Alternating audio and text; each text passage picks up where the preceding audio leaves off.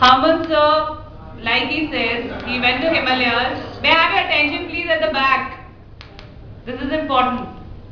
Harman sir in 1996 went to Himalayas for a trip, and that is where he met with a serious accident. His car met with an accident, fell into a very deep gorge. He, I consider as my inspiration because I have chest below paralysis, he has neck down paralysis. His hands and arms are also affected. And he, ever since, has dedicated his time and life to an NGO called Arrive Safe, where he promotes the traffic rules, the road safety.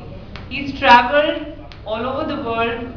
He's worked with UN, he's worked with WHO. He's done a lot of documentaries with BBC, and I think I'll hand over this mic to him. He will explain better what he does. And we really thank you, sir, for coming all the way and joining us today. Thank you. A very good morning, friends. It's been a pleasure being here. Like I reached there at 5:30, and I was really happy to see some of you on time. But like to start with, as Deepa was just telling us how I met with my crash. That was in 1996. Those who are at the back, please keep silent. I'm used to teaching the cops and the people in uniform, so I might make you stand. Right? So You can do it. yeah, discipline is the first thing. Yeah. So that's basically a reflection of your character.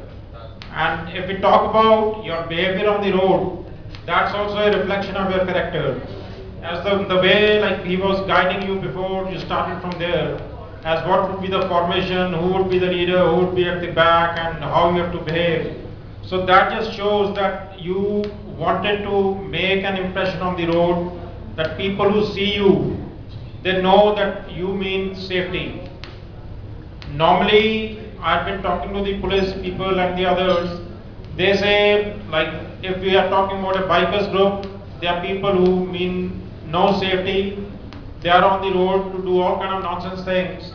Whereas I told them that you are mistakenly totally wrong. That you just don't know because you're not into the groups. That these people, they follow all the rules, rather they go a step beyond that. So over the period, I've been able to convince them that you have been trying to talk about helmets, wearing seat belts and all other things, and it's so difficult for you to explain these things. But if you give the examples of youngsters like these, who are wearing these helmets voluntarily, because they know that if we fall down, probably we'll get an injury which is going to change our life forever. For example, in my case, that was in October 96, when I, along with few of my other friends, we were up near Renuka Lake. Probably you might have seen it. That's an area where you could at that time see leopards and tigers and others on the road. So that's what drove us there. Now I was sitting in the back seat of that car. I just want to give you an example here.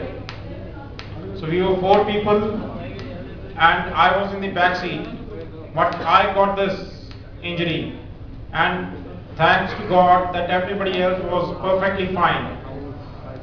Now I was in bed for nearly 2 years after that. So that's the time when I started thinking about this issue called safety. Because I used to go to the hospital, I used to see the emergency chart, and every time I used to see like 4 head injuries, 3 with spinal injuries, so many more getting into situation like mine. But like, how did I get this injury? Sitting in the back seat. Just because of one reason, that I was sitting with my arm on the armrest. We normally think कि पीछे बैठे हैं, यहाँ हाथ रख लो आराम से बैठे हैं. So that's where the problem was. Basically, okay, it was a bad road, accepted. We cannot really keep flipping both things. And then it was dark, and we turned. So by default, everybody fell forward. I could not, because my arm was stuck here.